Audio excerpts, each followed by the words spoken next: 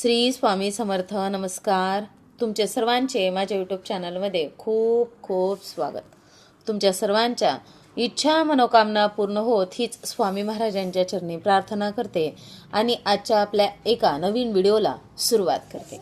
आजच्या व्हिडिओमध्ये आपण पाहणार आहोत तर ते म्हणजे बघा, मकर संक्रांत 2026 या दिवशी एकादशी आलेली आहे. मग या एकादशीच्या दिवशी आपल्याला काही नियमांचं पालन करायचं आहे. तसेच उपवास कसा करायचा, पूजा कशी करायची, दान काय करायचं याबद्दल आपण अगदी सविस्तररित्या आजच्या या व्हिडिओमध्ये जाणून घेणार आहोत. तर तुम्ही माझा हा व्हिडिओ शेवटपर्यंत नक्कीच पहा.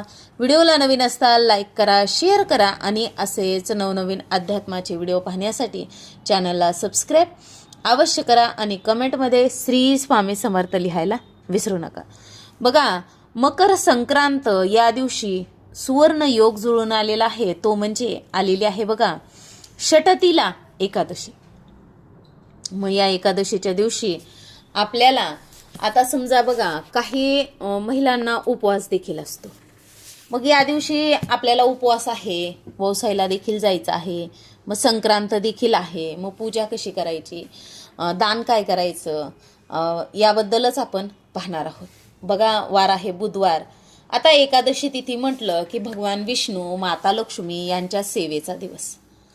आता ही जी तिथी आहे ना अतिशय शुभ आहे, कारण की एकादशी आणि मकर संक्रांती एकाच दिवशी आलेली आहे, म्हणून ही तिथी खूप शुभ मानलेली आहे. शके 1947 पौष कृष्ण 11 बुधवारी 14 जानेवारी 2026 रोजी दुपारी ठीक 3:06 सूर्य मकर राशीत प्रवेश करणार आहे. संक्रांतीचा पुण्यकाळ बघा 3:06 तर सूर्यास्तापर्यंत असणार आहे. मग यावर्षी संक्रांत आणि षटतिला एकादशी एकाच दिवशी आलेली आहे बघा. मग आता एकादशी सुद्धा आहे आणि संक्रांत सुद्धा आहे. मग आता या दिवशी आपल्याला बघा पूजाविधी, दान कशा पद्धतीने करायचं हेच तर आपण जाणून घेणार आहोत. तर आता संक्रांत म्हणजे काय, तर संक्रांत म्हणजे सूर्यदेव धनु राशीतून मकर राशीत प्रवेश करतात, हाच तो दिवस. या दिवशी स्नान, दान, सूर्यपूजा, जप, तप यासाठी अत्यंत श्रेष्ठ हा दिवस मानला जातो. आणि आता एकादशी म्हणजे काय, तर एकादशी म्हणजेच भगवान विष्णू, पांडुरंग अत्यंत प्रिय असलेली ही तिथी. या दिवशी नामस्मरण बघा, नामस्मरण सेवा करण्याला खूप महत्त्व आहे. श्रीहरी विष्णूंची पूजा, स्तोत्र, मंत्र श्रवण करा, मना, तुम्हाला जे शक्य होतंय ते करा. कारण की बघा या दिवशी आहे एकादशी.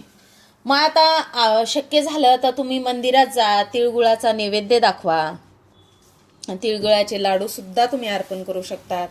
तसेच भगवान श्री हरी विष्णूंचं रूप असलेले पांडुरंगाच्या मंदिरात देखील तुम्ही जाऊ शकतात. अगदी कोणत्याही मंदिरात गेलात तरी देखील चालेल, कारण की संक्रांतीच्या दिवशी नैवेद्य दाखवल्याने जीवनात गोडवा आणि समृद्धी येते. आता संक्रांत व एकादशी हे एकाच दिवशी आल्यामुळे काही नियम आहेत बघा. आता एकत्र तिथी आलेल्या आहेत. एकादशीला प्राधान्य दिलं जातं आणि मुख्य म्हणजे उपवास हा एकादशीचाच असावा आणि तो एकादशीचाच करावा. संक्रांतीने दान व पुण्यकर्म एकादशीच्या नियमात आपल्याला बसवायचे आहे. आता हा उपवास कसा करायचा बघा, तुम्ही निर्जळ उपवास करू शकत असाल तर उत्तमच, पण शक्य होत नसेल तर फक्त फलाहार आपल्याला करायचा आहे. मग तांदूळ, गहू, ज्वारी, बाजरी टाळायचे आहे. साबुदाणा, फळे, दूध, ताक हे मात्र चालते. दिवसभर नामस्मरण करायचं आहे. मग तुम्ही समजा बघा भगवंताचं नामस्मरण करा, तुमची ज्या देवावर श्रद्धा आहे ते. सकाळी लवकर ब्रह्ममुहूर्तावरती उठून स्नान करायचं, सूर्यदेवांना अर्घ्य द्यायचं आहे. आपल्या दररोजची नित्यक्रम आपली देवपूजा करायची आहे. मग भगवान विष्णूंच्या सेवा करायच्या आहेत. मूर्ती असेल तर अभिषेक करा. मग या दिवशी आपल्याला भगवान विष्णू, माता लक्ष्मी यांची होईल तेवढी जास्तीत जास्त सेवा करायची आहे. मकर संक्रांतीला आता सत्यनारायण करा असं म्हणतात. मग आता एकादशी आली तर काय करावं, तर एकादशीच्या दिवशी सत्यनारायण पूजा करणं अत्यंत शुभ मानलं जातं. भगवान विष्णूंचाच एक अवतार असलेल्या सत्यनारायणाची पूजा एकादशी तिथीला केल्यास त्यांची विशेष आध्यात्मिक लाभ आपल्याला मिळतात. तर या दिवशी सत्यनारायण देखील करू शकतात. हा 11 वर्षानंतर या वर्षीच्या संक्रांतीचा दुहेरी योग जुळून आलेला आहे बघा. त्यामुळे या योगाचा लाभ आपण कसा करून घ्यायचा याचाच विचार करायचा आहे बघा. आपल्याला तिळाचे दान करायचे आहे.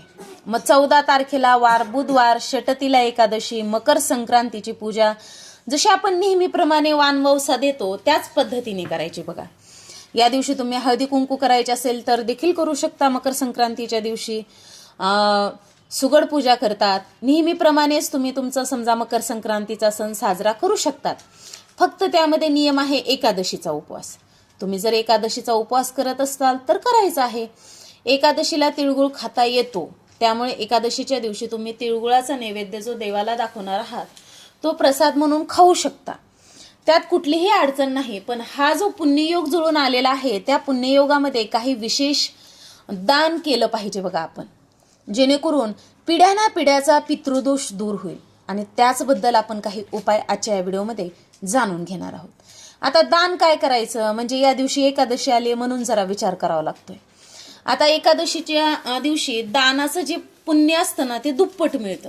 दानासाठी उत्तम वस्तू आपल्याला घ्यायच्या आहेत. त्यात तीळ घ्यायचे आहेत, गूळ घ्यायचा आहे, उबदार कपडे घ्यायचे आहेत, तसेच तूप घ्यायचंय, तांदूळ घ्यायचा आहे. तुम्हाला समजा यथाशक्ती जे दान करणं होतंय ते घ्या. आता एकादशी आहे पण आपण तांदूळ दान करू शकतो. फक्त आपल्याला तांदळापासून बनवलेले पदार्थ जे आहेत तर ते सेवन करायचे नाहीत. यामुळे बघा, आणि मनात एकच भावना ठेवावी की देवा माझ्या घरात सुख समृद्धी आरोग्य भक्ती नांदू दे, अध्यात्माचं वातावरण निर्माण होऊ दे. आता बघा, या दिवशी उपवास केलेला 1000 एकादशी केल्याचे पुण्य आपल्याला प्राप्त होते. मकर संक्रांतीच्या दिवशी जर एकादशी आली आणि तो उपवास आपण केला तर आपल्याला 1000 एकादशी केल्याचं पुण्य मिळतं. मग या दिवशी काय करू नये तर मांस खाऊ नये, मद्य सेवन करू नये, घरामध्ये वादविवाद नकारात्मकता अपशब्द बोलणं निंदा नालस्ती करणं टाळायचं आहे. पांडुरंगाचं नामस्मरण, स्वामींचं नामस्मरण, दत्तगुरूचं नामस्मरण, भगवान विष्णूंचं नामस्मरण करा. तुळशीचे पानं तोडू नयेत. या दिवशी भात खाऊ नये. बघा, आपण तर प्रत्येकच एकादशीला या सगळ्या नियमांचं पालन करतो, तेच या पण एकादशीला पालन करायचं आहे. आता 2026 मध्ये संक्रांत एकादशी एकत्र येणं हा फारच दुर्मिळ योगायोग आहे. असा हा दिवस आपल्याला अजिबात वाया घालवायचा नाही. नामस्मरण, उपवास, दान, जीवन पवित्र करायचं आहे. ज्यांना उपवास करणं अजिबातच शक्य नाही, जमतच नसेल तर आपण संक्रांतीच्या दिवशी जेवणात नेमकं काय बनवायचं, सगळ्यांनाच उपवास करणं शक्य होत नाही, तर मग संक्रांतीच्या दिवशी कोणते पदार्थ आपण खाऊ शकतो तेच आपण पाहणार आहोत. आता बघा, धार्मिक सांस्कृतिक महत्व आहे ते पण आपण बघूयात. पण संक्रांत म्हणजे नुसता सण नाही तर ऋतू बदलाचा, दानधर्माचा आणि गोडवा वाढवणारा हा दिवस आहे. षटतिला एकादशीच्या दिवशी सुद्धा तिळाचं फार मोठं महत्व असतं. नावातच तिळाचे महत्व आहे.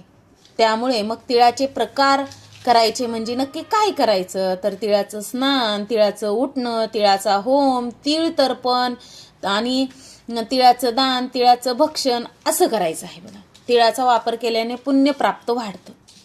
आता पहिलं दान म्हणजे तीळ लेपन करा. मकर संक्रांतीच्या दिवशी जेव्हा आपण ब्रह्ममुहूर्तावरती उठणार आहोत तर आंघोळ करण्यापूर्वी शरीराला तिळाचं लेपन करण्याचा प्रयत्न करा. म्हणजे बघा, प्रत्येकालाच नाही शक्य होत. आपल्या प्रत्येकाच्या बघा आता ओढाताण असती चालू काही ना काहीतरी, मग नक्कीच पण प्रयत्न करा तिळाची पावडर उठणं लावायची. आंघोळीच्या पाण्यामध्ये पांढरे तीळ टाकून स्नान करा. दुसरे जे आहे ते म्हणजे तिळाचं ताण, तीळ तर्पण.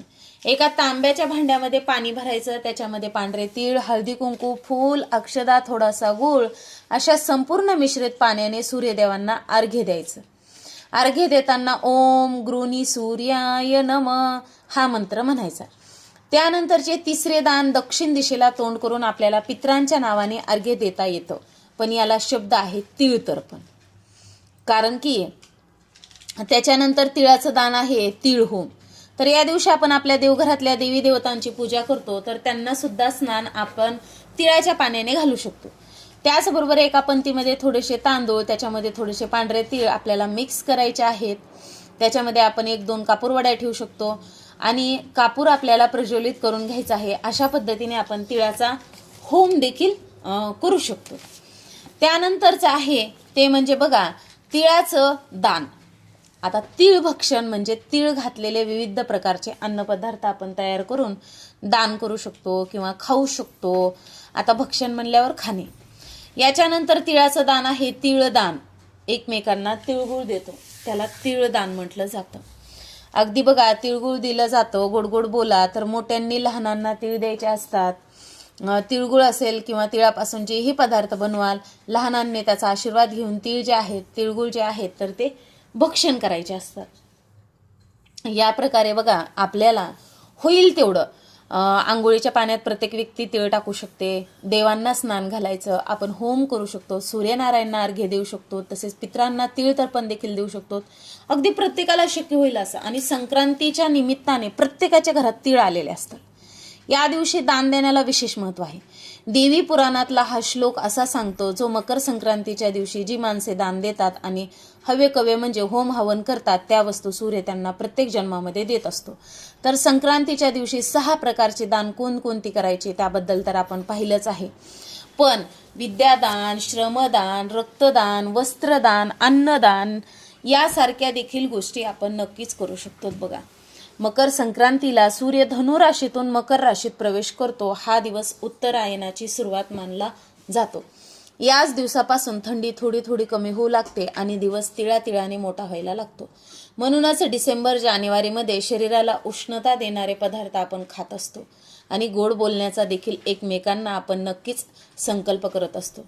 असा हा मकर संक्रांतीचा सण आहे. भोगीची भाजी आदल्या दिवशी, तसेच बघा भोगीची मिक्स भाजी, बाजरीची भाकरी, असा हा नवीन वर्षाला सुरुवात झाली की मकर संक्रांतीचा सण असतो. तर अशा प्रकारे बघा आजच्या व्हिडिओमध्ये आपण ही माहिती जाणून घेतलेली आहे. तर तुम्हाला माझा हा व्हिडिओ आवडला असेल नक्कीच तुम्ही व्हिडिओला एक लाईक करा, शेअर करा आणि असं याचं नवनवीन अध्यात्माचे व्हिडिओ पाहण्यासाठी चॅनलला सबस्क्राईब अवश्य करा आणि कमेंटमध्ये श्री स्वामी समर्थ लिहायला विसरू नका. झालेली सेवा स्वामी महाराजांच्या चरणी अर्पण करते आणि माझा हा व्हिडिओ इथंच थांबवते. श्री स्वामी समर्थ. जय जय स्वामी समर्थ. धन्यवाद.